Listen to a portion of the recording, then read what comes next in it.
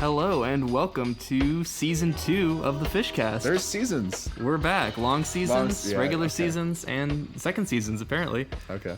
A lot has happened since our last episode. We tried to get back to you pretty quickly, but now, just to list off a few things, we have like a new president. Ooh. That happened. Wait, really? Yeah. What happened? I have a new job internship thing that I'm doing. That's infinitely more important. I have a girlfriend that I am madly in love with. Why don't you tell me these things? Chris and I have not spoken since the last FISHCAST episode. Yeah, it's true. Kind of. What's your name again?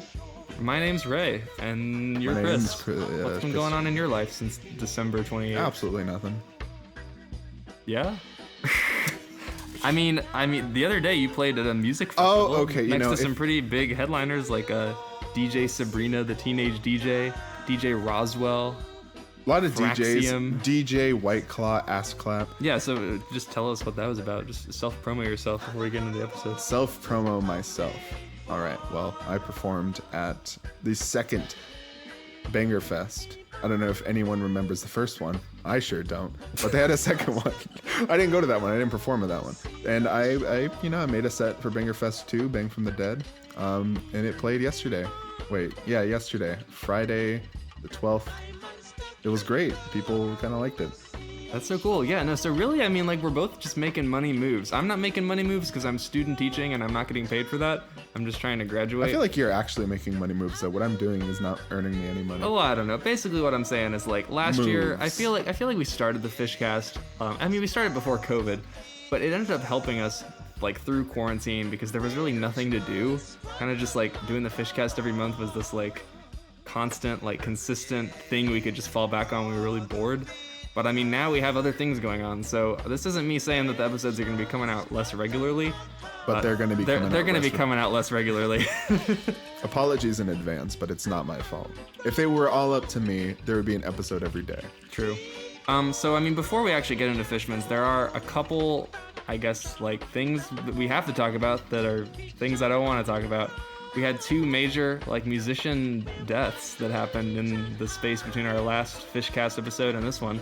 The first one was MF Doom, the legendary masked rapper, lyricist extraordinaire, incredible guy. He passed on October 30th, I'm pretty sure, and it wasn't really announced until right before the new year. December 31st was when the news was broken to us. So I'm not really sure how much overlap there is between Fishmans fans and MF Doom, but I feel like there's enough that we can talk about. At the very least, I can guarantee you know who MF Doom is if you're listening to this podcast. Yeah, so what were kind of your thoughts when you heard that MF Doom had died and I love just gaslighting our audience. I didn't know what to think. And I think a lot of people maybe felt the same way. It took a second to process. I was like, wait a second. Because he hasn't really been in the mainstream for a long time. But I've always known him as someone who was at least alive and who had released all this great music. And, he was just out there kicking it somewhere. Yeah. And then I just was reminded of our frail mortality. Yeah. With Doom, it was weird because, I feel like with a lot of musicians who make more, introspective, kind of, emotional material, the listener kind of, ends up feeling closer to the musician as a result. But with Doom, his lyrics are definitely not, very emotional. So I don't know if I ever had that kind of connection to him that way. But he was, a figure who was, larger than life. To the point where, when he died, it really feels like you have, this superhero kind of figure dying. That, the kind of person you thought would be super villain. But, the kind of godlike person you thought would be, invincible. And it just turns out they're not. Wow. Yeah. That's tough. So, what's your favorite Doom track? Probably Rhinestone Cowboy. Rhinestone Cowboy? Honestly. That or Phasers. What's Phasers on? King Ghidorah. Oh, okay. I haven't listened to all of King Ghidorah. Yeah, for me, I've been getting back into his stuff recently just because of his death. But, obviously, Mad Villainy, Food, incredible albums. But Don't you mean Food? Food, some would call it. No, my personal favorite, or at least one with my favorite few tracks on it, has always been Danger Doom. That sort of Adult Swim promo album that Doom made with Danger Mouse, I think in 2004 or 2005. And just the production on that is really cool. Also some of his best bars on songs like Vats of Urine or Sofa King is a really fun one. Why is Sofa King? I don't get it. It's Sofa King, yeah. So, I don't know, just it just sucks. And as much as we are kind of I guess, fun. We try to have fun on this podcast, don't we? But the podcast has always been tinged by death because we're talking about a band whose lead singer died, and that was like a main kind of part of the band and at least their legacy. But now I feel like we're having our own kind of musician deaths that are going to be coloring the way that we listen to all this classic music in the future. Maybe 10 to 20 years, someone will be like, it's the MF Doom podcast. Although there probably is one already. True. You know what I mean? But, you know. Yeah, but anyway, like Rip Doom, incredible guy. And the difference between Doom's death and the death of the next artist that we're going to talk about is really just that, like, as young as Doom was, like 49, he still had created like a couple different masterpieces. Like you definitely didn't get the sense that he was still waiting to create his album. Like he already had multiple albums. classics under his belt. So yeah, I mean the second musician who passed just a few weeks ago was Sophie, the incredible electronic artist. I guess visionary. What are words that can describe Sophie? Goddess. Yes, seriously. This one hit harder for me. This one was weird at first because when I heard that Doom died, I heard that Doom died. Whereas because I was up when this was kind of brewing, when I first heard about the idea of Sophie passing, I was like, I don't know. It sounds like some misinterpretation or misunderstanding from this label who had posted about it, and everyone was sort of like, what's going on here? And a few hours later, it was more or less confirmed. Yeah, it was just kind of like this couldn't happen. This won't happen. Yeah. And it did, and it still doesn't feel right. It feels like it didn't even happen. It feels so wrong. Yeah. No, and I don't even know. I mean, at first I felt kind of weird getting like so kind of hit in the heart by the death of someone that I didn't even know personally. But like, I love Sophie's music so much that now, like, whenever I just see a picture of her, I just like remember that she's dead, and it's kind of just like something I don't think my brain has processed. She's so young, or she was so young. Yeah. When she passed. That's the main difference between Sophie and Doom. Is just like Sophie already had like Oil of Every Pearl's Uninsides, that perfect debut album, but with Sophie, like, there's just so much more that was gonna be, so much more art that was gonna be created, and so much more that she had to say. So I think that's like the real tragedy with Sophie. It's just like this life and this like artistic career being cut short. And I mean, just in terms of like 2021 albums, I don't think she had announced that she was releasing anything, but the time had probably come for a follow-up to that debut album. Or something. And I was definitely like anticipating that as one of my most hyped releases of 2021. Not just for me, but like for the whole culture. The culture. And just like music. Like I forget where it was. I think it was just on Rate Your Music, but I saw some comment that said that due to Sophie's death, like the future of music had lost like a decade, or had taken like a whole decade step back. Did Connor say that? Maybe, I don't know. Someone did, and whoever did, congratulations. But yeah, no. In terms of like a Sato-esque death, or like, that's true. I mean, I don't think in my whole lifetime I've had any sort of musician's death impact me as much as Sophie. I mean, like David Bowie back in 2016 was obviously like a huge moment for a lot of people who had grown up with his music, but I, being like a younger person, I kind of just liked it. I didn't have any like big emotional connections to it. When you said I liked it, I thought you meant you liked his death. No, I like the Scott. I like the music. Okay, yeah. Yeah, no, but that's the difference with Sophie, is like, this is the first real artist who I just have this like intense personal connection with, who's gone. So I don't know. I mean, maybe this seems kind of tangential to Fishmans, but I feel like it is relevant in the sense that like a lot of Fishmans music reminds me of death, and like I've been listening to Fishmans recently and thinking about all these great artists who are no longer with us. Yeah, when I listen to It's Be Alright, I'm like, it's not gonna be alright. We'll get to that soon. Damn. So I mean, yeah, just for the general music community, I think it's been a really tough few months, especially like the independent music community. These are just huge kind of icons and like titans in the Rate Your Music kind of sphere. Relatively underground names. Relatively underground, but like big enough that I saw people talking about them, and like, oh yeah, and they're like underground in the sense that I wouldn't call them mainstream, but they still have a huge impact on the mainstream anyway, with who they collaborate with. Oh yeah, and just like their influence, in general, especially Sophie. I mean, God, just listen to like the Billie Eilish album that came out a few years ago. A lot of the production on that is very like Sophie-esque. It'd be funny if Phineas was just like, I've never heard of Sophie. Phineas actually tweeted about Sophie. I like how this is like the second time he mentioned Phineas on the show. I'm sorry. After learning that he liked Fishmans. Yeah, no, Phineas is a fan of Fishmans, or I don't know if he's a fan of Fishmans. Phineas knows about Fishmans, and he's a fan of Sophie. So that's cool. But that's what I mean. Is just like, I feel like we had to talk about this on the show just because like this affects everybody. So I mean, if you're listening and you're still grieving these incredible artists, like, you're not alone. You're not weird to have music impact your life in that way. We're not quite a support group but we feel you. Also just want to shout out Chick Corea, Return to Forever. Yeah, Chick Corea too, a legend. God, Rest in peace, it's been rough. Yeah. Well, I mean, last year too, there were just a lot of musician deaths, and I think maybe it's just because I'm listening to more and more music each year, so I'm more aware of people as they die. But it feels like it's just been a lot. So I don't know. I was hoping that 2021 would have some like positivity, but it doesn't really seem like that's happening. But I mean, we can try positively. What's the word for death? Macabre. Ooh, but yeah. That's about it. So far, we're only 2 months in. I guess before we move on, like, what was a favorite Sophie song of yours, or like just a Sophie moment in music that you really liked? I think I'd usually just go with saying that Whole New World was the best Sophie song, but I do want to say I really think it's incredible that she got, say what you will about the track, but that she got Autechre to remix her song, like her idols, yeah, her biggest inspiration. Yeah, the Autechre remix of Bip is it's very strange. And it's like the last release from Sophie. I mean, I know she released that sort of B-side Unisil to like her earlier stuff, but that had already like come out a few years back. But yeah, that Autechre remix is wild. And also, okay, I guess this isn't, it's Sophie related definitely, but I'll never forget when we first listened to Oil in your living room. Yeah. That's when I truly felt the power of Sophie's music come into me. But yeah, Whole New World is incredible. Immaterial, obviously, like probably the biggest Sophie song, just like a pure pop smasher. There's no excuse in the future for songs like that to not like crack the top 100 on Billboard. Come on, top 5. We gotta make Immaterial like a hit. I will say the biggest grower was definitely It's Okay to Cry. Remember when that came out and I was like, this isn't that good. Yeah, it was a departure from like her earlier stuff. And I was like, wow, this is boring and stupid.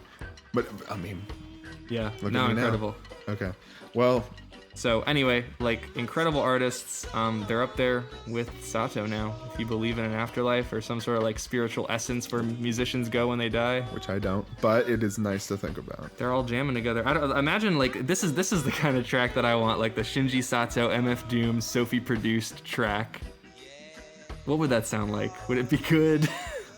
We should, one of these days, we should have a podcast, or at least do something where we just take all the dead musicians we know about and try to like make nice little afterlife festivals with them, or like collaborations. That'd be wild. Who's your favorite dead musician collab? Dang. I don't know. Maybe later. Next episode. All right, so let's actually get into this episode.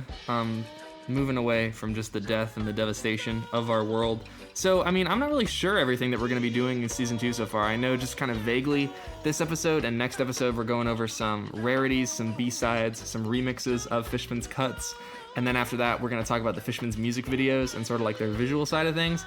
But then after that, I think we're just going to kind of move into the Fishmans extended universe, I guess you could call it. Like the work of Fishmans collaborators, the Fishmans Plus, the So Many Tears.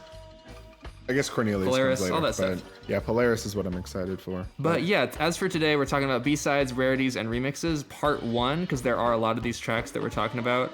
So today we're only talking about B-sides and rarities from the early period of Fishmans, so really up until like 1995, excluding anything that was made in the Setagaya years. But before we get into it, I just want to talk about like how we picked which tracks we're talking about, because obviously Fishmans have had so many compilations, so many kind of like rare tracks and live tracks that fans love over the years, that there's no way we could reasonably talk about all of it and make it interesting. I mean, I think if you go on Rate Your Music to like the bootleg unauthorized section, where there's like live releases, there's almost like 40 different albums. So we're not going to talk about all that here, because after a while we're just talking about the same things. So really how we picked these were, if there are any like official B-sides that we haven't talked about yet, any really cool versions of songs that we enjoy personally, we're talking about those just because we have things to say about them. Mm-hmm. So I mean, if you're listening and you had a B-side or a rarity that you're really interested in us talking about and we don't mention it, feel free to like comment it, and maybe we can just reply to your comment and say, good song, bad song, haven't heard it. Or DM me personally on Instagram and I can talk to you about it. Don't do that. Very lonely. That's disgusting. Okay. And then as for like where you can hear these tracks, because I know if you're a super dedicated fan, you probably have all these B-sides and rarities like downloaded on your phone. But if you're a newer fan, these might be kind of hard to find. I know a few of the compilations are up on streaming but not on Spotify. Like the 2 best of Fishmans albums, they're on Apple Music, but they're not on Spotify for some reason. Apple Music seems to have a lot of albums, huh? Yeah, Apple Music has a lot of Fishman stuff. Some of these are on YouTube, either uploaded by Silver, who runs the Discord, or other channels. And then yeah, if you go into the Fish Tank Discord server, they have a mega upload. I don't know if I'm legally allowed to say this on the podcast. They have a mega upload kind of link where they have like all these collected B-sides and rarities, so you can listen to them there, and it should be pretty easy for you to find. Perhaps, just in case, I'll ask about this later. Perhaps I should just say, if you're curious to know where you can get, where you can get these songs or where you can listen to them, just talk to Silver, and he'll help you out. Cool. So let's get into it. We're not gonna really have super detailed discussions on these. We're kind of just gonna fly through them, talk about what we like, what we don't like, how they compare to the Fishmans album tracks that we're already familiar with. So the first track is Little Flapper.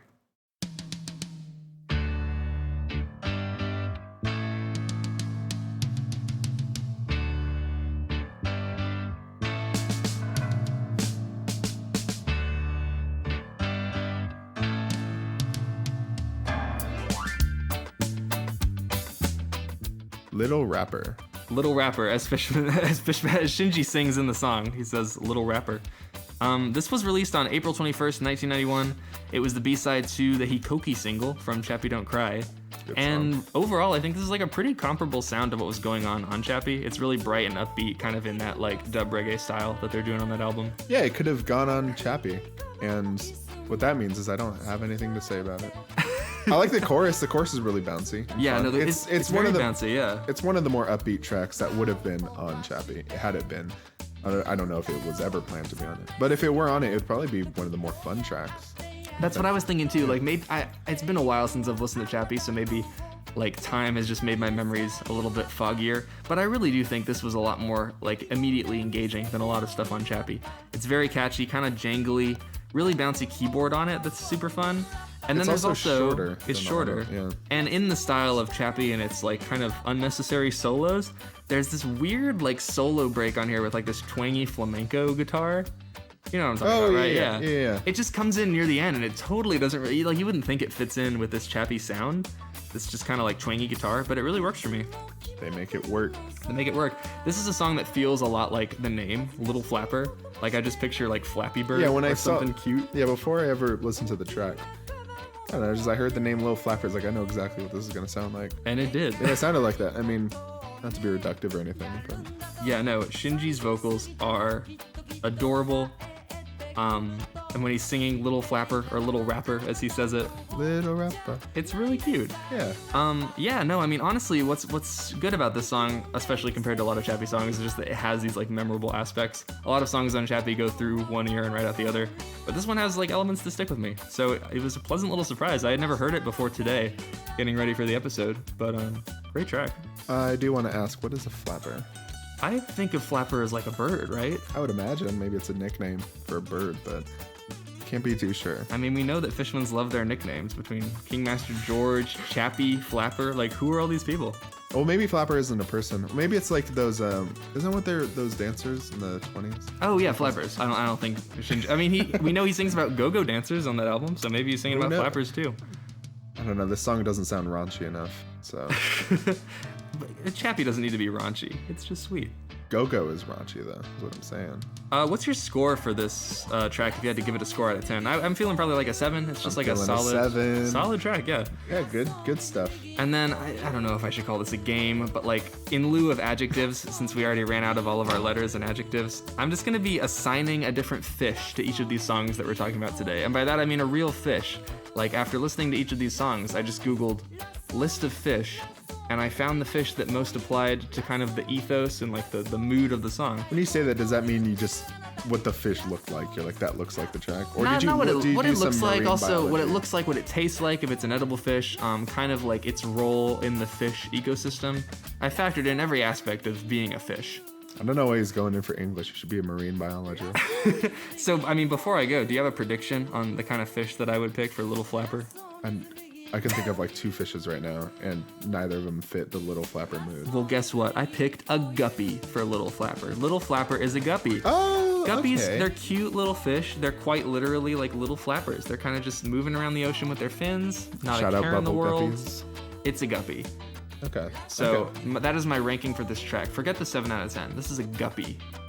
Okay, so maybe you'll just do fish instead of rankings. I'll do the rating. Oh, yeah, okay. Let's do that. Yeah, I'll just do fish. Okay, because I'm just boring like that. All right, so now we're moving into our second B-side from Chappie Don't Cry. It's Be Alright.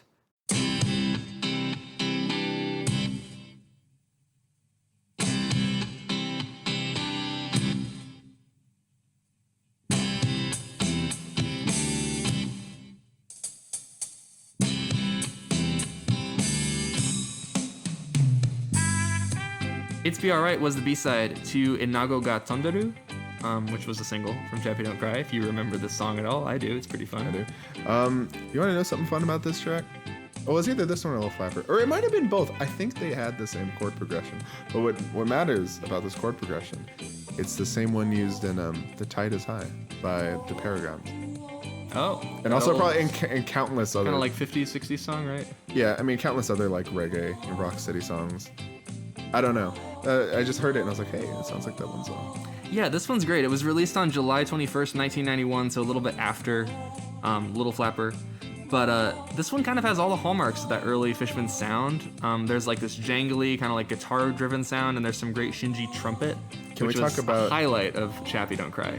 For sure, but can we bring up the vocal processing on this track? I'm not sure I know anything about that. Oh, I don't know. They just sounded kind of strange. Yeah, I mean, the version that I listened to was on YouTube, and it was a little kind of like grainy, maybe a little bit not It was quality. just like more reverb than I would expect to be on a track. Okay, like that. Yeah. I don't know. It wasn't. I don't know. It wasn't that experimental. I was just kind of like, this sounds kind of weird. I don't know. Fishman's shoegaze. Not quite. This has nothing to do with the song, but I love this single cover for the Inago ga Tonderu single. It's just this little like green-headed man, and he's wearing sunglasses. Do you know what I'm talking about? Oh yeah. And he has this little face, and like, you know, below him, they've just written the words, "It's Be Alright." And something about like that phrase, like, "It's Be Alright" with this little green guy, just fills my heart with warmth and joy. It's not proper grammar. It's Be Alright, yeah. Not that I care. When Shinji starts singing the phrase, "It's Be Alright," and the trumpets come in, it's so sweet. Yeah. I think I like this a little less than Little Flapper though, because those are like their first two B-sides. Yeah. And between the two, I think I prefer the jauntiness. I totally agree. I think Little Flapper's a little bit more developed. But overall, I mean, I feel like at least the title of the song is a mission statement kind of for Fishmans as a whole. You know what I mean? Like, isn't that what Fishmans is always trying to tell us? Is that like, hey, not always. maybe not in the Setagaya trilogy, but at least early on with songs like Walkin', I feel like Shinji's general message is like, hey, like, you know, there's a lot of bad stuff out in the world, but if you just keep going, it's be alright.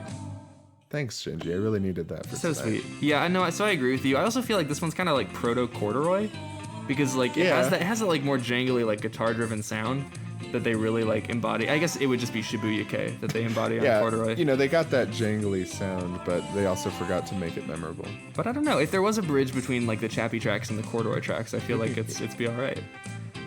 So what's your score for this one? Honestly, I want to say a 6, but I feel like that's a little too... Pretty much same quality as the last one? I would say it's a 7.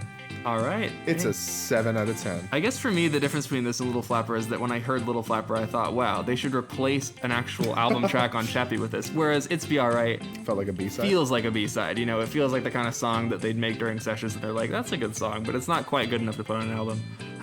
My score for this one, or rather my fish that I have assigned it, is tuna. Tuna is it's a hearty, it's a reliable fish, it's a reliable snack. It's not incredible. It's not like the best thing you've eaten. It's not the flashiest fish. It can be, maybe. But when you get tuna, you know what you're getting. You know you're gonna get just some good tuna. Just like It's Be Alright. I had tuna yesterday, so this is very topical. Yeah, and I mean guppies. I don't want to eat a guppy, but I want to eat some tuna. It's just because you're used to eating tuna. Everything is subjective. Everything is relative. Morality doesn't exist. Oh God, okay. The next track we are talking about is, I guess, more of a recent track in a way. It's Saturday Night Robot Dub.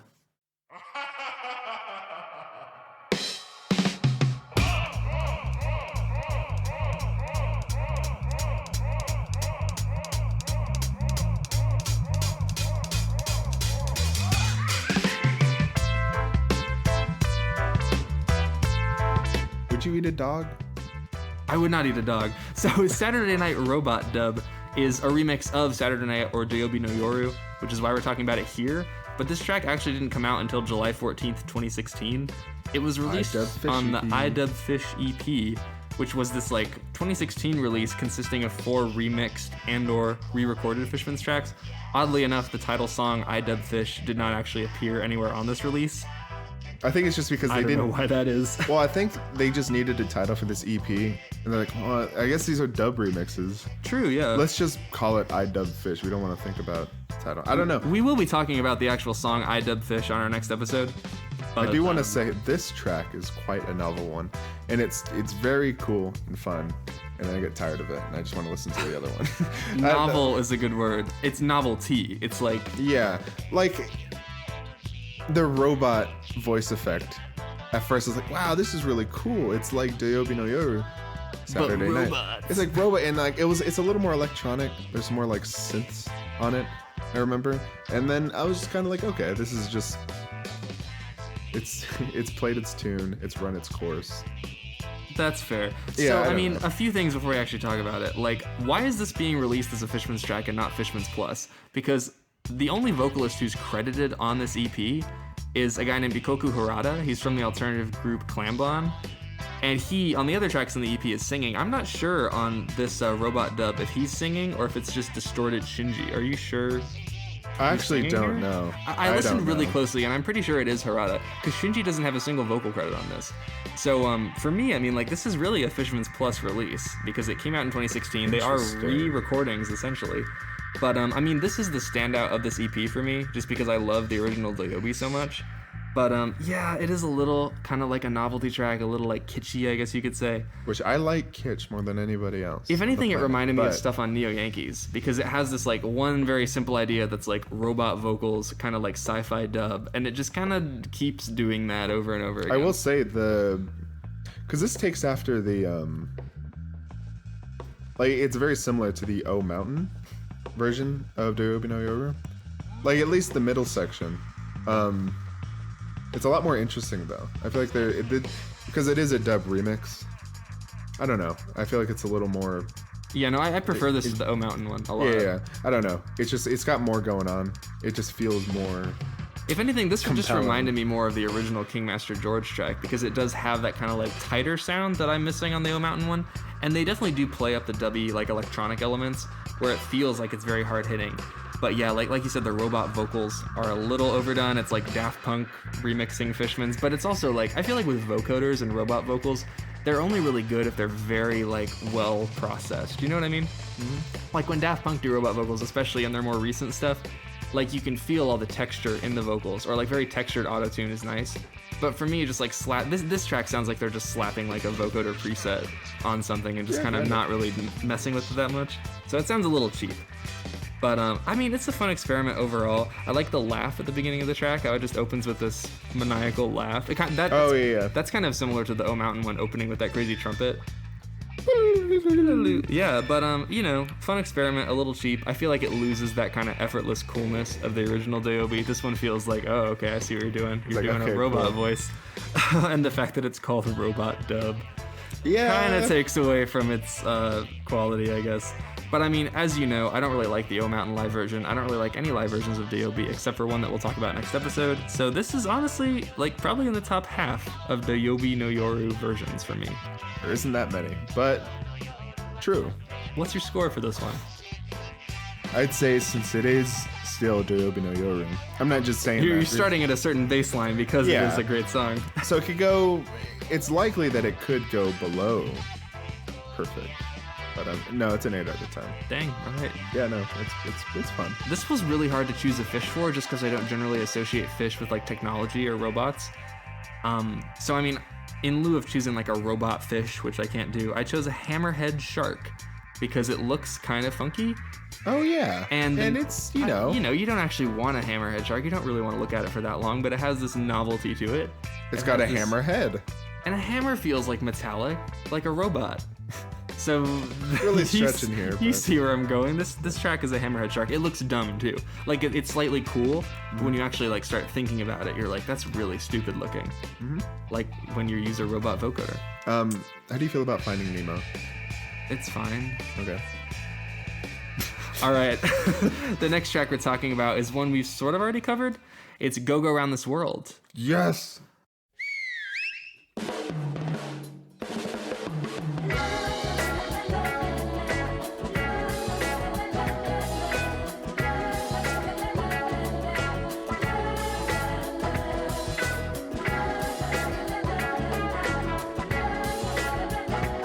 So this was released on February 2nd, 1994 as part of the Go Go Around This World maxi single.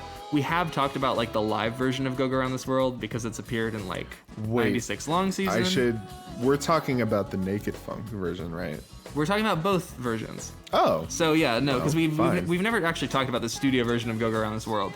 So yeah, well, before we talk about the Naked Funk, let's just talk about the original version on the maxi single. This is also like the 5th most popular Fishmans track on Spotify, which I think is really interesting given that it never appeared For some reason. on an album. Yeah. This is honestly in my top like 20 or so Fishman songs. The studio version that isn't the Naked Funk Yeah. is one of my, it's just so good. Like it's really all due to that chanty like vocal chorus, the la la la la la la la la. That is la, like- la la. Yeah. It's blissful. You know what that makes me want to do? Run in a field and skip through the flowers. Well, yeah, but it makes me want to go around this world. Yeah, no, I mean, there's just so much going on here. It's so perfect. Like the horn samples, Ooh, yeah. they're just faded out. The psychedelic guitar, everything kind of fades together into like this beautiful, dreamy haze. For me, like this feels like a perfect midpoint between kind of like the neo-Yankees Fishman's pop and then like the dream pop of the later releases, because they have that hazy like dream pop aesthetic, but also is like hooky, and it feels like just as immediate as the stuff on neo-Yankees. Yeah. It's hard. Sorry, every time I try to think about what this track sounds like, I keep thinking of the Naked Funk version. Because that's what I just listened to before you got here. Yeah, no, I know I really like Go Go Around This World. Yeah, the regular one doesn't go as hard as the Naked Funk, but the regular one certainly is a bit more like hazy and dreamy. Yeah, they're two completely different tracks, but For this one, we have translated lyrics from our friend and collaborator, Mr. One Chops. congratulations on your Banger Fest set, by the way. Yeah, he also had a Banger Fest set. Some of the translated lyrics here that kind of show the mood of the song are, let's go around this scenery together, throughout this landscape. Let's walk in this scenery together. Let's turn this gloomy face into a smile. So really, like, once sure. again, they're just stating their mission statement. It's be all right. Good for them. Good for them. And that is how I feel. I mean, like, This track does make me feel all right. I'm smiling. Yeah. It's not like an unwelcoming psychedelic haze. It's more like the haze of dew and like sunrise. Like the haze of spring as you're running through the flowers and smelling the pollen. And I'm allergic to the pollen, so then I'm like dying. But for in you, a it might be perfect nice. month. Yeah, for me, maybe. Yeah. Although I'm not a big fan of pollen. Like the playlist. Pollen, the Spotify playlist, where Yeah, they no. just feature like music for sad indie 20 kids. different versions of Rex Orange County. Oh, call them out. What's your score for this version of Go Go? Oh, a 10. A 10? There's like a perfect. Oh, yeah, there's like, no. I know I haven't been as enthused about this track. It's just because I keep thinking about the Naked Funk version, which I don't even like as much as the original. But I don't know. I mean, in terms of this one, not the Naked Funk just yet, but on Rate Your Music, I saw a user CJ Arter, or C. Jarder, I'm not sure which one. I think I know who that is. He called Go Go Around This World pretty much the greatest 3-minute pop song ever made for my money. And I agree, it just has every aspect that you need. Like, it's instantly catchy, but it's still, like, complex. There's still, like, kind of gradient shades I would normally of beauty in it. True, but I think for a while, if we're talking about Fishman's pop songs, I was always a Hyakumiri Choto no fan. Over Go Go Around This World. I guess they're doing similar things in a way. But I think Hyakumiri is a lot cheesier though. So I guess it depends. I don't know. This one just feels like it's like Fishman's type beat in the best way, and I think that might be why it's so popular on Spotify. It's just like if someone who wasn't into Fishman's was asking me to pick out like a good Fishman song that kind of showed everything that they do, I think this one kind of showcases all their strengths. I'm not showing them Baby Blue, that's for sure. No. Despite the fact that that's the popular track. So the Naked Funk mix. This was also released on the Go Go Around This World maxi single. This is kind of the one that Fishmans model their live performances of Go Go on. It doesn't have that chanty chorus, and it goes a lot harder, thus like the Naked Funk mix. But obviously, like in 96 Long Season, there's a really banging version of this that I love. Ooh. The studio Naked Funk's mix it's really liquidy and funky, but I mean, I think with the absence of that la la la la chorus, it doesn't like hit my emotions. It just also, it's not being move. played live, so it just feels like a sterile version of the really, really intense funk of the live version. Yeah. But again, that's just bias right there. If I had listened to this first, I don't know. If anything, the Naked Funk mix for me is just a great template for them to play this song live and make it even harder. There are some really interesting sounds near the tail end of this track, though. There's this cowbell moment. I don't know if you remember this. It's like very faint cowbell, and they pair it with like these kind of like guitar licks like that sound like they're out of like a 70s porno. So together they're really dealing with like these old like funk like disco-y sounds here. They're like, okay, we're gonna make a naked funk remix, and since it's called Naked Funk, we gotta make this sound as naked and funky as we can. I think they did achieve that. It is naked. This track is wearing no clothes. It might be wearing socks. It might be. Honestly, I remember reading some study that said that people have better orgasms if they wear socks while they're having sex. I don't know why that is. Maybe you feel more like protected. You don't need to take your socks off while you're having sex. You don't even need to take your shirt off. You don't even need to have sex. But if you do, that's cool. And you can play Go Go Around This World, a naked funk mix. That's some great soundtrack for you. Premarital sex is never okay. Okay. Postmarital sex is also never okay. Guess I'm going to hell. So I chose one fish for both versions of Go Go Around This World. I chose a rainbow trout because rainbow trouts are hot. They're multicolored. They kind of have that like hazy vibe, but they're also just sexy. Like a naked funk mix is a rainbow trout. And Rainbow Trout Night? Shinji might agree because he had a little, is it like a DJ set thing called Rainbow Trout Night? To be fair, I don't think he called it Rainbow Trout Night. Oh, so that's a name that fans have applied. Maybe, look, don't quote me on that. I'm not, because that was a bootleg, so I'm not sure if that was... Well, whichever fan and or Shinji... Whichever Shinji decided to call his little DJ set Rainbow Trout Night. Obviously, they knew what was going on. I've never listened to that. Is it any good? Have you heard it? I haven't listened to it either. Maybe we'll talk about it on another show. Ray, you can be saved through the light and love of Jesus Christ. You won't go to hell. Anyway, you never asked me my rating for Naked Funk. Oh, what was your rating for Naked Funk? A 9 out of 10. Okay. Yeah, really cool. I just, it's really interesting to hear the melody, like the main verse melody from Go Go Around This World over this really tight, funky little bass line. I'm glad we have it. Like it's definitely kind of like the cooler version out of the two. It's like the cooler version, but like, I'm not into good. Cool guys. Yeah. All right, next track is Smilin' Days Summer Holiday Kick the Space Echo Session.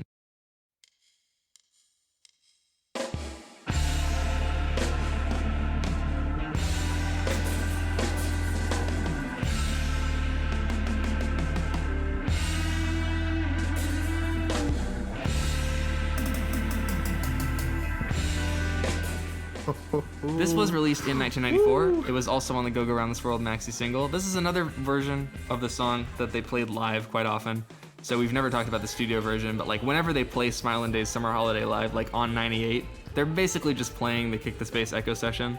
And let me tell you, I'm glad they do, because this is so cool. I don't, when we talk about like our top 10 Fishmans tracks that didn't make the cut, but I really love talking about it because I don't think a lot of people know about it. It's like a B-side on a single, but it shows up on 98, so I think people would be familiar with what this is. But I don't know, it's so cool. I think maybe not the hardest Fishmans track, but it definitely feels like one of the most energetic. Oh, it's wild. Like I already love the Smilin' Days studio that appears on Neo Yankee's Holiday. But this version is way longer. It's more of a jam. They take it from like maybe 2 or 3 minutes to like 7 minutes. And this one, like the Neo Yankees one, feels like a fever dream in the sense that there's a lot of different sounds going on and clashing, but this one fleshes that out and just turns it into this like ride that you're on. I will say that because there are Fishmans tracks that are more energetic than this, but this is a different type of energy because this is like one of the few times that Fishmans has gone really bright with their energy. So yeah.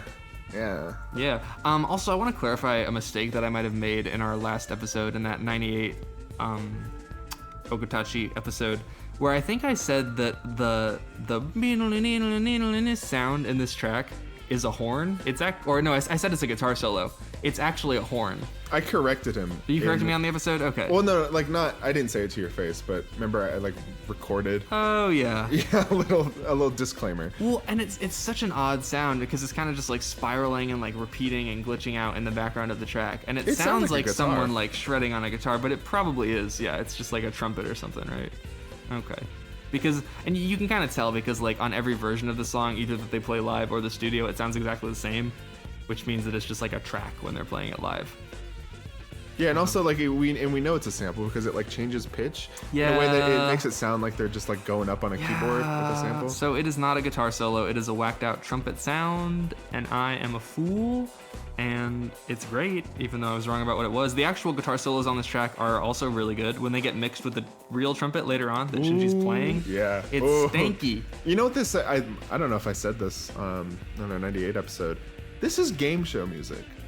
Oh my god, it is. But like, it's obviously But more like really forward. hype, like Japanese game show music, yeah. Yeah, and it goes into a few other places, but it's definitely, at its root, it's game show music, and it's also Mario music. And like sex music. Oh, well, yeah, true. I forgot someone, what is it? It's like when you get the star, there's like that music that plays, or there's something, there's someone. I'm not a gamer, I can't help. Okay, neither am I. I'm not that familiar with the Mario franchise, but somebody sent that in the Fishcord, like a track from Mario that sounded a lot like this. I was like, it does. Dang. Yeah. Anyway. It's really stanky. The track has stank. It feels like it's getting down and like getting in the gutter, but it's like a bright gutter, if that makes any sense. Bright like gutter. the sounds it's playing with are really bright, but it also feels like it's just like so aggressive and kind of like moving around. It's a muscular song. What's your grade for this one? Grade A+, S. Hey, I give out it a of 10. I give it a 10. An A out of 10. I give it an 11. That's great. My fish for this one is a catfish. Does that make any sense to you? Like the MTV show? No, not an online catfish. a real catfish. It makes sense. I don't know a lot about catfishes. What I do know is that they're kind of down in the gunk. They really like they're like bottom feeders, right? Like they get pretty down in like the dirt of the ocean. Yeah, but they're also like really like crazy. Yeah, they're crazy too, but like they also taste really good. So that's what I'm thinking about with this track. Is like it's an enjoyable track. It gets dirty. It gets a little nasty, but It's a little grimy. Catfish are like garbage fish. This track isn't garbage, but it does have some garbagey sounds that are just, I don't know what I'm saying. It's very, I don't know. It sounds like. Sounds like you're in like the city. Just it's a gritty song. That's the word I wanted. It's gritty, but it's like yeah, sure, you're in a city, in a very urban setting, but it's not normally when you hear that you think of maybe something a little more dark or low key. But this is like you're late to work, like running down the streets of New York or something, or Chicago. They should nominate it for best urban contemporary. We've made that joke before, haven't we? Have we talked about urban Let's have a brief break in this podcast to discuss two Grammy categories that are complete and utter bullshit. So the first one is, for the longest time, the Grammys had a category called Best World Music Album. And if Good God. I mean, I feel like we're a Fishmans podcast. We're listening to music from outside the West. This wouldn't be world music because there's no African drums in it. Yeah, so that's what's crazy is just like world music is obviously like a very racist kind of like just ethnocentric term, because it's like, what even is world music? Isn't all music world music? We're not part of the world. We're not part of oh god. So yeah, or this idea that by we I mean white people. Yeah, generally what was nominated in the world music category was really just like African drums, I guess, quote unquote tribal music, I say while I'm like rolling my eyes. So last year, I guess the Grammys announced that they were going to change the name of the world music category because everybody was like, hey, Grammys, that's fucked up. So I think it was like a couple weeks ago, maybe like a month ago, the Grammys announced that like after they had spent millions of dollars and like hired a whole like diversity team of like ethnomusicologists to help the Grammys figure out what to rename this category. Guess what they fucking renamed it? They renamed it Best Global Music Album, which is the same thing. Is it not? It now just doesn't have the connotation of like appropriation because it's so new as a term. But this will just become the new world music. When people hear global music, they're like, oh, it's global. Well, also, the Grammy people just Googled world and they went to like synonyms and they were like globe. I guess we can call it global music. Oh, I hate it. And also, still what they're nominating in there is like things that shouldn't even be nominated in the same category. Like this year they had some like Afro beats along with like traditional folk music. And I'm like, Burna Boy should not be nominated alongside like Celtic folk. Like you need these in two different categories. Yeah. Ugh. I don't know. Global music. It just kind of implies that there's music and then there's global music. It's othering, yeah. Yeah. It's just like, Anyway, and then the other category that made me think about all this is, for the longest time, the Grammys had the urban contemporary category, which was essentially like for music by black people that couldn't be considered R&B because it was like too poppy or like too, I guess, like progressive. But they also like were just afraid to put it in the pop category you know, because like They're black. they're black. Yeah, so they had them in this urban contemporary category. Like, and the crazy thing about these Grammy categories is that like no music fan actually uses these terms. Like if you're hanging out with your friend and you're like, hey man, like what kind of music do you like? Your Urban friend's never contemporary. like, I've been jamming some urban contemporary recently. But they changed that one too recently. I think they changed it to progressive R&B, which is slightly better. But like, Not really. you can just like for The Weeknd or like someone who makes music like that, or like I'm thinking like a Blood Orange. It's pop music. You can just put them in the pop category. It's either pop music or it's R&B, or maybe it's both, and you just kind of have to think about Like it. the lines between these genres are so blurred at this point that it does make me wonder, like if Fishmans were a band now and they were getting nominated for awards, what genre at the Grammys would you put Fishmans in? Alternative album, world music? We should, okay, no more genre classifications in the Grammys. It's just going to be Best Music 1, Best Music 2, Best Music 3. That's my thing, is like you either need to have no genre classifications or you need to get so specific that you actually can compare the things that you're comparing. Anyway, rant over.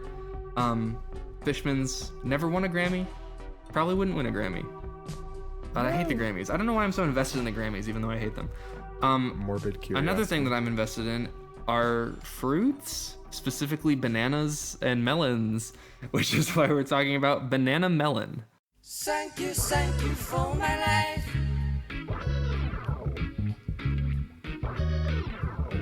Ooh, yeah. Thank you for my life. Yeah. Ooh, yeah. This track sucks. So Banana Melon is really just like the studio version of Thank You. I don't think it was released officially by Fishmans prior to the 2005 Best of Fishmans compilation. I don't think, yeah, no, it wasn't. We're not really going to be talking about there are like a lot of demos on the Best of Fishmans compilations that we're not talking about because in general they're just like worse versions of the album tracks. The only reason why we're talking about Banana Melon is because they gave it a different name. If they had called it like Thank You Demo, probably wouldn't be talking about it. But you know, like Thank You was a live staple at Fishman shows, and Whether or not you liked it. whether or not you liked it or not, and Banana Melon is sort of its like genesis point. I guess my main question with this is like, if Banana Melon was the main like original title of this track, why did they change it to Thank You? Because Banana Melon is like an incredible name for a song, and Thank You is one of Fishman's most generic song titles. Maybe because Thank You just feels like a bit more like genuine and like maybe they're saying I don't know. That I would don't be know. funny if you're looking at like the 98 track list and it's all these cool song titles and like Banana Melon in the middle. I guess it makes it feel more like a song rather than an experiment to have a title like Thank You. Yeah. I don't know. That's just me. Or like a little silly one-off B-side, whatever. If it's called Banana Melon. I don't know. That's just me. Like it fits within their vibe, but it fits within that Fishman's vibe where it's like them just dicking around. Yeah. So Like a lot of the sort of like demo tracks on those two Best of Fishmans compilations that came out in the 2000s, this is kind of just like an emptier version of the song, in my opinion. I'm so used to the live version, and I like it the is live so version. empty. It's This just one, I mean, I saw some people online saying that they loved it, or that it gave them a different perspective on this track, but to me, it's just not full or rich in the way that the live version is. So, I mean, I guess I'm just spoiled by just how intense the live version gets, or at least 98, or how like funky the other one is. That I hear this plain version of it, and I'm like, oh, do you get anything out of this? Like, what's your score for Banana Melon? Banana Melon will get a solid 6 out of 10. 6. That's kind of what I'm feeling. Not much to say about this one, really. My fish for this one is a salmon. Salmon is... Oh, don't do salmon dirty like that. I mean, I don't really like salmon, but I don't dislike salmon. That's what I mean. Like, if my parents cook salmon and I go home and they're like, hey, we're having salmon for dinner, I'm like, okay, cool. That's how I feel if you put on Banana Melon. Well, Salmon, okay, yeah. Best Fishman song title, though, one of them. The next track is Shizukana Asa.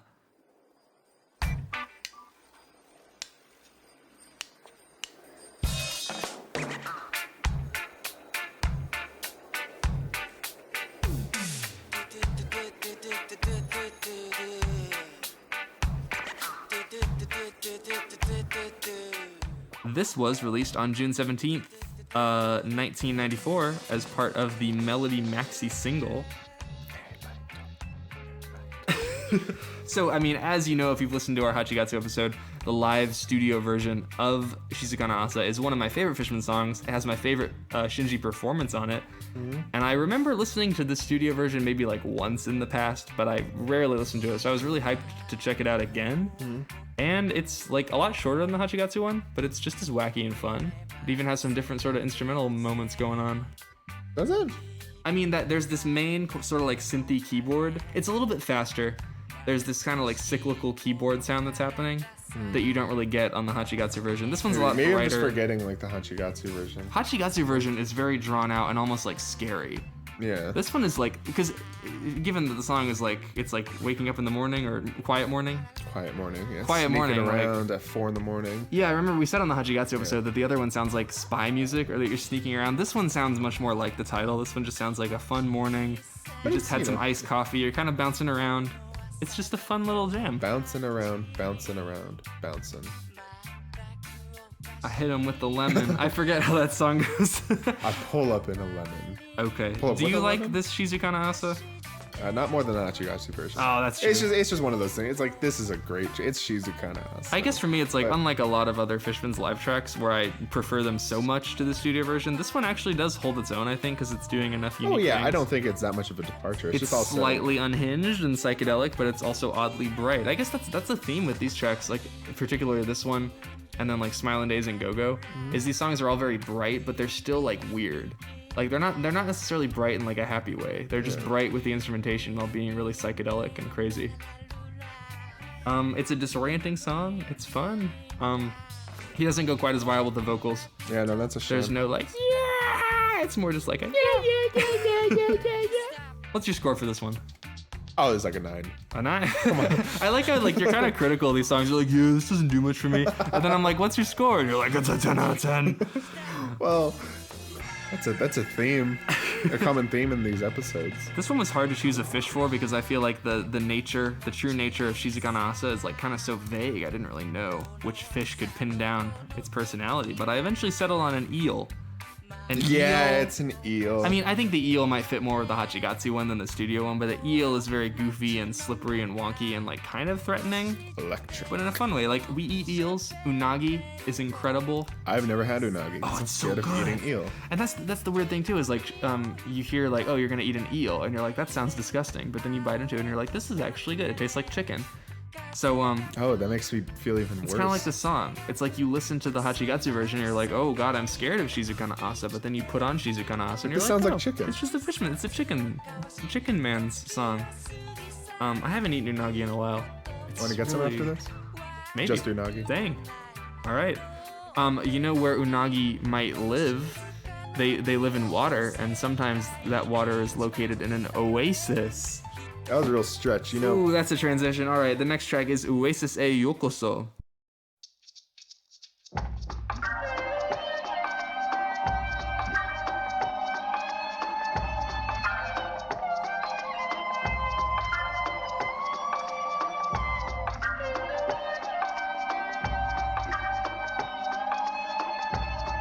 This also appeared on the Melody Maxi single. This also appeared in my top 10 Fishman songs. Yeah, so weird story. So like, I have an odd relationship with this song, at least up until this point. Like, we talked about the song first on the O Mountain episode because there is a live version, and I thought that song was cool. And at the time, I went and listened to the studio version, and I think that was the only time I ever listened to the studio version Man. because I didn't really like it. So like, I don't think I've But given you this like track... the old mountain one like a lot, or at least I remember you. Yeah, kind of on O going off Mountain it. I liked it, but I had never really given the studio version on the Melody single a fair shake.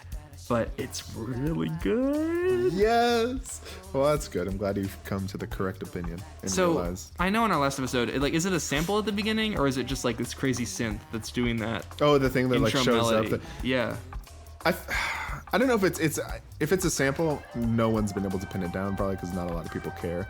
But I feel like it's just a wacky The way Fishman it's synth. placed in the song makes it feel like a sample. Yeah, it doesn't kinda like just fit with appears. anything either. That kind of the sound of that instrumentation is never going on behind Shinji's vocals. It just shows up and then it goes away. So it's very. It sounds strange. like a synth that like they just kind of. I don't know. It's really hard to pin down. But I know it doesn't fit in the song, and I've noticed that a lot of this song feels very That makes me feel kind of weird. Yeah, no, if anything, And that synth doesn't help. if I could compare it to anything in Fishman's discography, it would be like the middle section of Long Season, because I feel like both that and this place me in like a very specific location. The middle of Long Season, it's like underwater in like a cave, and this one is kind of similar. Like, it feels like I'm exploring the depths in like Atlantis or like some ancient underwater city. An oasis that was way deeper than you thought it would be. Yeah, like you jump in and you're like, holy shit, we're going. And there's something like really spiritual and ominous about this track. Yeah. It is kind of like frightening, but in just it's like really goofy too. It's surreal. It's like a surreal odyssey. It's also one of Fishman's coolest beats.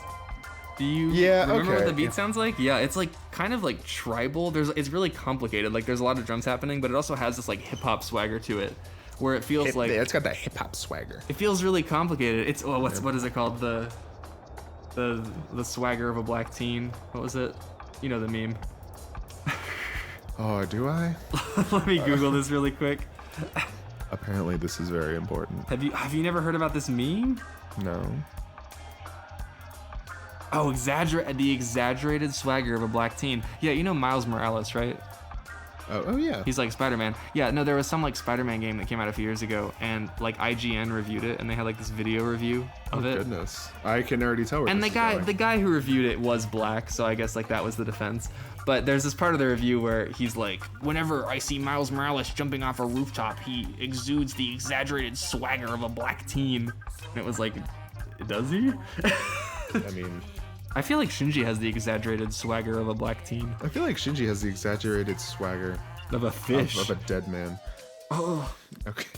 Anyway, I shouldn't have used the word swagger for this song, but the beat feels very organic. Like, it feels like a bonobo beat, or this kind of like a beat It is that, proto bonobo. That's fun to say.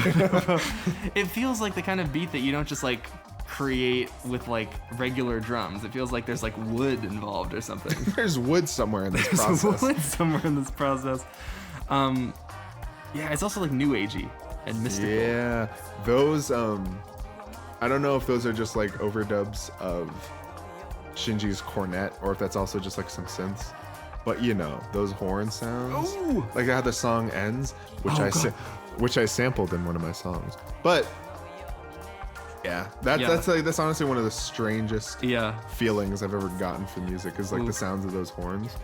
Yeah, it's like a transcendent outro. Just like there's so much like reverb on these horns, but they feel like so clean.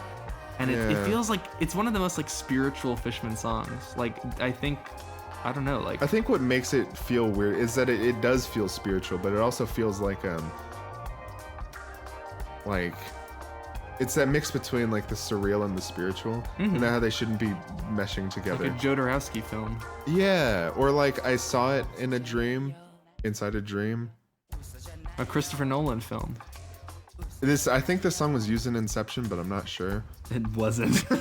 That would make Inception a whole better movie if it was. It's not good as it is. So. That's one of my favorite movies. No, I would describe it as psychedelic underwater treasure hunting beats to study and chill to. I don't want to chill to the song. You want to move. But I the just other thing, the song, you know that SpongeBob gif? This is what makes it think. What it makes me think of, where Squidward, like, there are all the lights going on, and Squidward's just like wriggling his tentacles, and it's like bloop bloop That's bloop. at the talent show episode. Yes, that is how I feel when the song is on. I call it a talent show. I guess I forget what they call it in the show. But yeah, that's how I feel. I kind of just want to sink into like a bed forever. Into an oasis. Into an oasis that's like black, but I can see right through it. What's your score? It's a 10. This was in your top 10 Fishman's tracks. This is one of my favorite Fishman songs, yeah. So it's like a 9. This was the biggest grower out of this list for me, just in terms of like I hadn't listened to it a lot. It's a 10. And I know that's why I just kept talking. Okay. It's really a great grower for me. It's probably like the find of these rarities.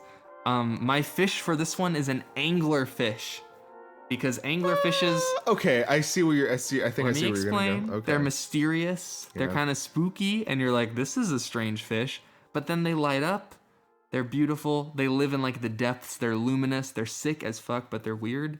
They're like hidden gems of the ocean. I would say any fish or sea creature. I would just use any sort of like very deep underwater sea creature to describe. Like a fucking anglerfish.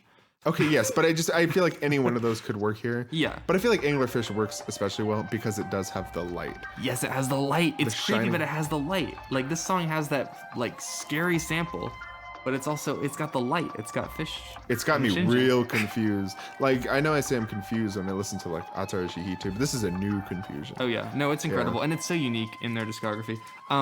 Rate Your Music user Dream Like XY commented on this track saying, "Finding Oasis Yokoso is like finding a mind-blowing secret level on your favorite video game." Oh, It's so true. It that's has true. that like hidden chamber kind of vibe. Like you Yeah. stumbled somewhere where you weren't supposed to be, but you're like, I've unlocked something. It's so thanks, cool. who was that? Dream Like XY. Okay, I'm gonna add you on Rate Your Music. Do it. As if they're listening to this. All right, we got 2 more left. They are both variations on the same song, Fishman's most popular song, Ikareta Baby. The first one is Wedding Baby.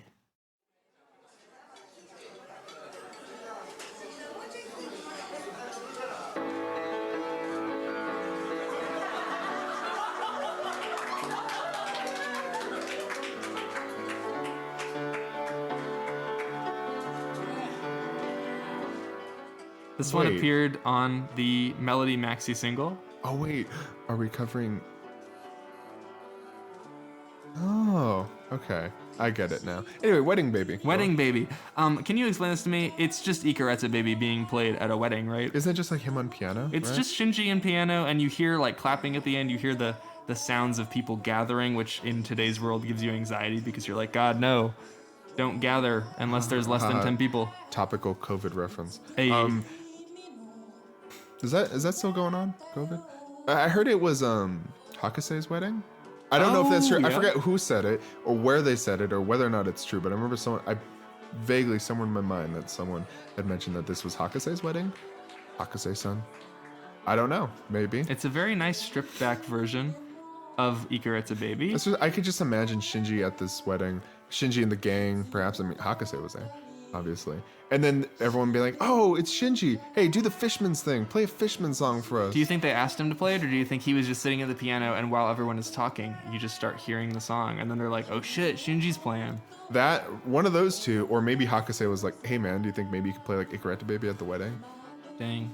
Was they Shinji were- like his first man? This is all assuming that this is Hakuse's wedding, and not just like maybe a recording of Shinji. That was what I playing was a gonna say piano. too. So there are a few different things this could be. It could be Hakuse's wedding. It could be Shinji just playing the piano, and then they like added in all the crowd sounds to Or make it it could just sound. be any other wedding. Or Like, I it was might thinking have- it could just be like a random fucking wedding. Like Shinji had a life outside of Fishman's. He had friends. Or maybe he just showed up at a person's wedding. Like there's so many options for what could have happened here. If you are the couple who got married at this wedding and you're listening, come on the show. especially if you're Hakuse though, that would be really. No, cool. but if you're just random Japanese couple who And was you like, understand hey, Fishmans, English come really to our well. wedding. And like I want to know how your marriage is holding up. I Are want you to still know together? Can you marry me? Maybe. What was it like to have Shinji at your wedding? I feel like if the wedding baby couple like is no longer together, if they got divorced, then love is dead. Like if you have Shinji come to your wedding and play Ikareta Baby, like that if that isn't the glue that holds your marriage together, like Or maybe- how or are maybe- you even gonna go on? Maybe it's a curse. Ikareta Baby. Don't have Ikareta Baby play at your It's, wedding. it's like you're marrying this guy and then you look over at Shinji playing Ikareta Baby and you're like, shit, like I'm marrying the wrong man. I need Shinji. That's not quite what I meant, but yeah, sure. Or that. I mean, incredible wedding. Obviously the best wedding of all time. Probably. Was this the only time this happened, or did Shinji have a whole year where he's just going from wedding to wedding? Like this song raises so many questions for me. I heard wedding bands get a lot of money, but clearly this is something different. It sounds like either he just stumbled upon a wedding, he's like, I'm gonna play some piano, or he knew the person, and I don't think he was getting paid for this gig, but who knows? And I mean, Ikareta Baby was so popular. That'd be funny if he's just playing at this wedding and they're like, "Oh hey, like that piano player's covering that song." Like, oh, they it's don't, him. they don't realize it's him. And she's just like, yeah. What's your score Yeah, for no. Wedding Baby? I'm not gonna rate it. Yeah, It's like a minute. It's It's like not a 30 song that seconds, I would right? ever like listen. Oh no, How long it's is a it? little bit longer. Okay. I might be okay. I'm getting mixed up with something, but it is short. Yeah. And it's just like him playing Ikareta Baby. Yeah. No, it's more of just like it's the sentiment, it's the thought that counts with this. It's not really an incredible track or anything. Yeah. But I mean, I feel like Ikareta Baby is such a good song that it can work well in a variety of contexts. My fish for this one is the bull shark. Are you confused by this? And it's just because marriage. you expected me to be it's, confused. So it's because marriage is a bullshit institution and we should abolish it. The only reason why people get married is because of the legal benefits, and I think that's wrong. So I dream of a world where people can just live together happily. without needing to get married. I guess if you're talking about marriage as like a strict construct of like interpersonal relationships, I think it's fine. I don't really care. I mean, it's fine if Shinji's there playing Ikaretsu Baby. Although I do agree. I mean, if people stopped caring about marriage, that would be great. I think people should just stop caring about marriage. If that means getting it abolished, then by all means. That means, any married couple right now should be immediately separated. What's the next track? The final track is another variation on Ikaretsu Baby. It is called Nia Bingy Baby.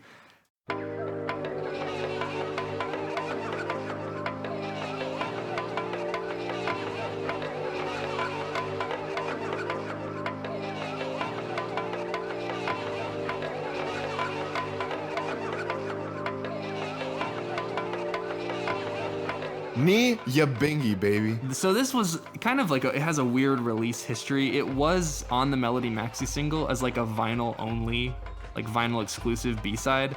So the only time it was released to the general public on streaming or just like on another release was on that Best of Fishmans compilation in 2005. So I mean, you might be wondering, what is a Nia Bingy?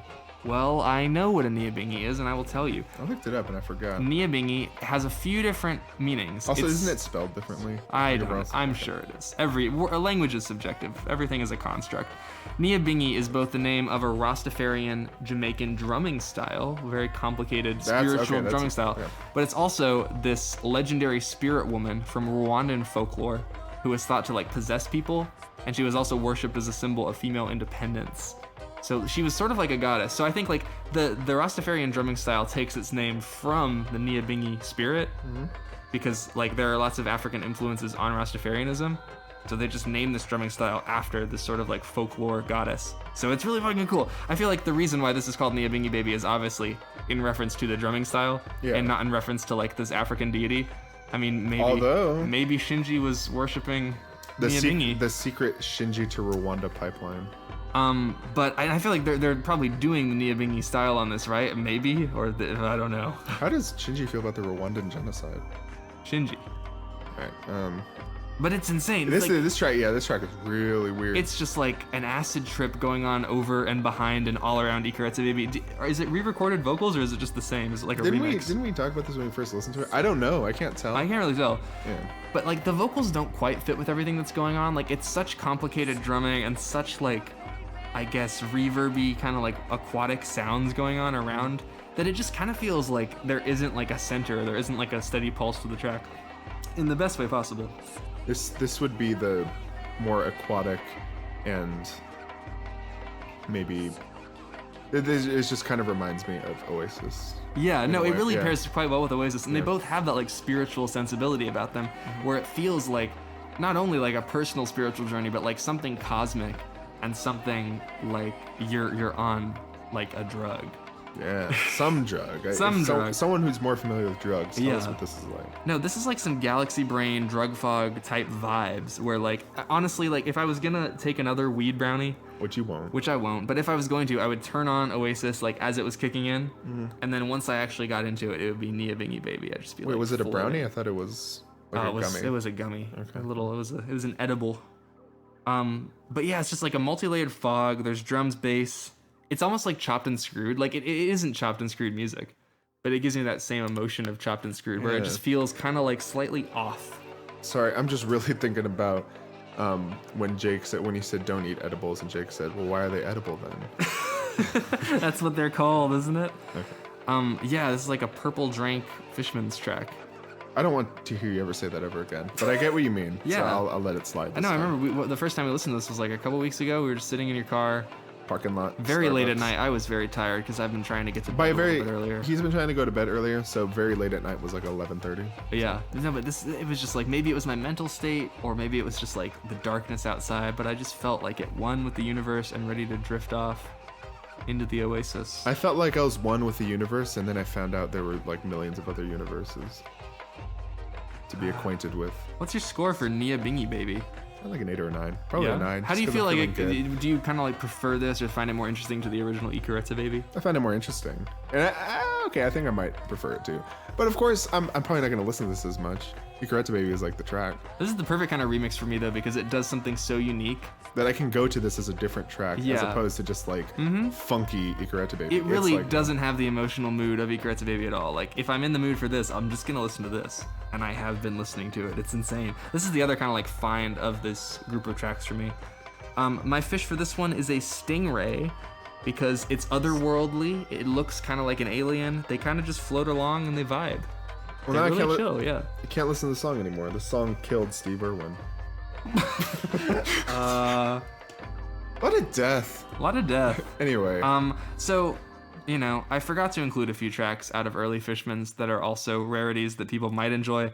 One of them is He's Running. I couldn't really find a studio version of this. I don't know if I'm He's just Running? a bad Have Fishmans I never fan. Have you heard never of heard of this? He's Running?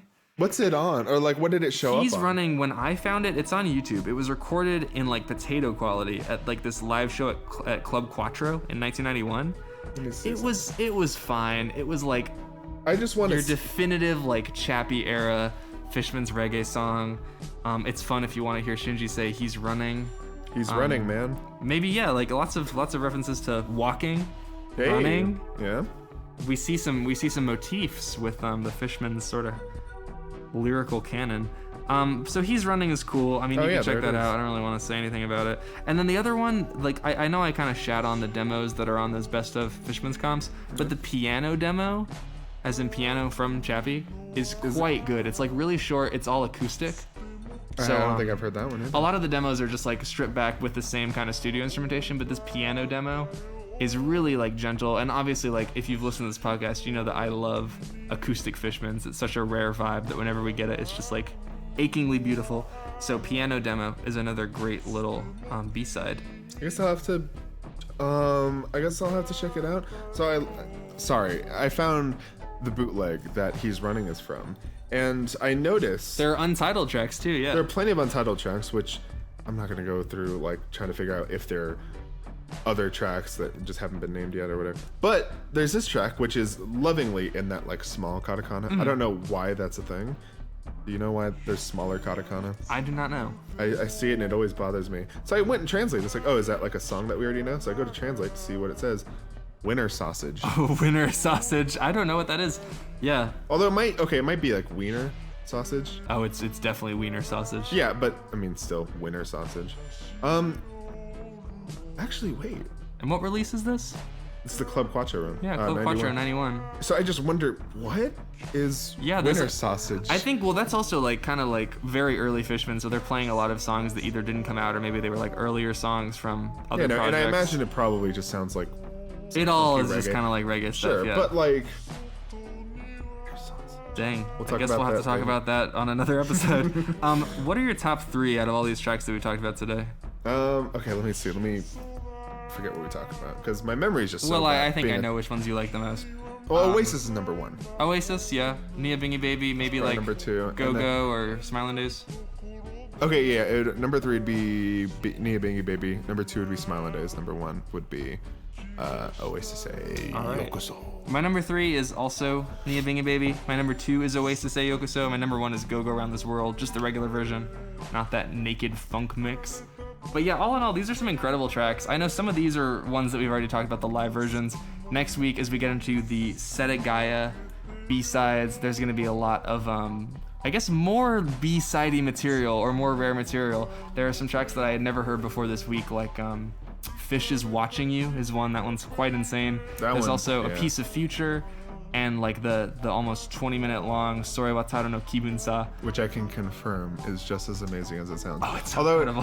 I like how you say this is more B-sided material. When I would say that this episode's probably more B-sided, this is stuff. Oh, this is that more I- B-sided. That one's more like rarities and like weird remixes. that and stuff that like maybe things people are familiar with or just I don't know that seem Yeah. more cool Yeah. than So- Little Flapper. Yeah, I don't know. I mean, these are cute early Fishman songs. Let us know if we missed anything. If there are any like early Fishman's jams or like live versions that we didn't talk about, you can comment it. We'll check it out. It's probably because we didn't know about it, and that's why we didn't talk about it.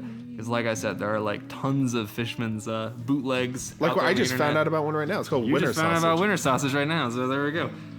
But yeah, no, we are gonna be here, maybe monthly, maybe a little bit more than monthly for the whole year, doing season 2.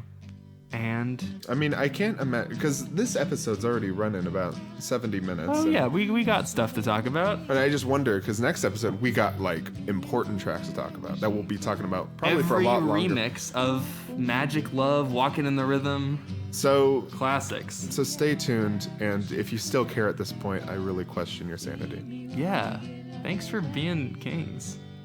You can find FISHCAST on the internet at a variety of places, including Instagram, where we are Fishmans Podcast. That's kind of the only place you really should follow us, where we post all of our shit. We also have a Twitter that doesn't really matter. And then if you have any inquiries or anything, you can email us at fishmanspodcast@gmail.com. Also, if you want to listen to the Fishcast, well, you're already doing it. You're halfway there. Just keep doing that. Just don't stop. Stay fishy.